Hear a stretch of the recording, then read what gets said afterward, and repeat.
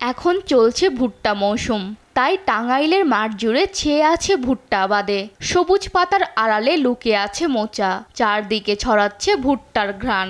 মাঠে মাঠে চলছে ভুট্টা কাটার ধুম। ফসল সংগ্রহে এখন ব্যস্ত চাষিরা।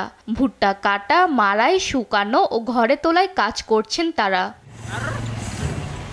কৃষি বিভাগের তথ্য বলছে, গেল 5 বছরের ব্যবধানে জেলায় ভুট্টার আবাদ বেড়েছে প্রায় 60%। অন্যান্য ফসলের তুলনায় এটির উৎপাদন খরচ কম ও লাভজনক হয় চাষে ঝুঁকছেন অনেকে। এছাড়াও ভুট্টা গাছ গোখাদ্য ও জ্বালানি হিসেবেও ব্যবহার করা হয়। তবে কৃষি বিভাগ থেকে কোনো সহযোগিতা না পাওয়ার অভিযোগ চাষিদের। নিজেরাই সবকিছু করলাম, বোনা থেকে শুরু করে নিরান কন সবকিছু নিজেরা দুজনেই করছি। তখন কিছু আল্লাহ দিব। সরকার থেকে যদি কৃষি থেকে যদি একটু সহযোগিতা করতো, ভালো একটু ফসল পাইতাম, টাকা একটু বেশি আসতো, আমরা গরিব মানুষ একটু সচ্ছলভাবে চলতে পারতাম। লাভ তো এটাই তো আমি অন্য ফসল ভালো পাই না। পাট বুনতাম, পাট সর্বোচ্চ 8-10-7-8 হাজার টাকা বেচা যায়।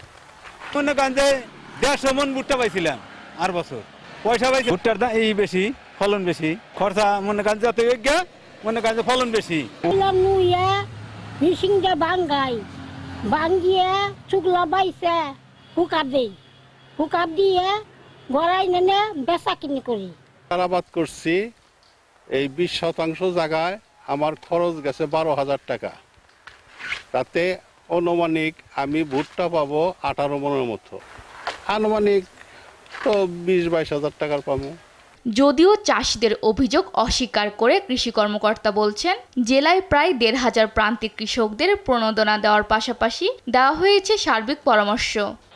কৃষি সম্প্রসারণ অধিদপ্তর কৃষকদেরকে পরামর্শ দিয়ে যাচ্ছি। তাদেরকে আমরা প্রায় এই বছর টাঙ্গাইল জেলাতে 1500 কৃষককে প্রণোদনা দেওয়া হয়েছে। বিভিন্ন প্রকল্পের আওতায় তাদেরকে প্রদর্শনী দেওয়া হচ্ছে ভুট্টার। এগুলোও তাদেরকে ভুট্টা চাষে উদ্বুদ্ধ করছে।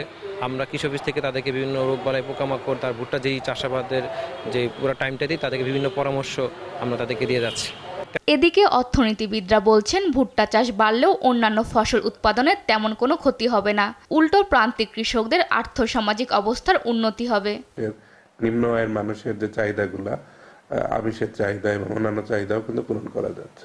বিভিন্ন ধরনের কারখানা যদি করা হয় তাহলে দেখা যাচ্ছে যে এই ভুট্টার যে প্রসেসিং এর যে ওয়েটা ছিল সেই সময়টা এখন কম লাগছে, এবং আগে যে সময় লাগতো তার থেকে অনেক কম সময়ে আমরা প্রসেসড একটা খাবার কিন্তু মানুষের কাছে পৌঁছে দিতে পারতেছি। এতে সময় কম লাগছে এবং খরচও কম লাগছে, এবং দেখা যাচ্ছে যে আগের তুলনায় মুনাফাটাও বেশি হচ্ছে।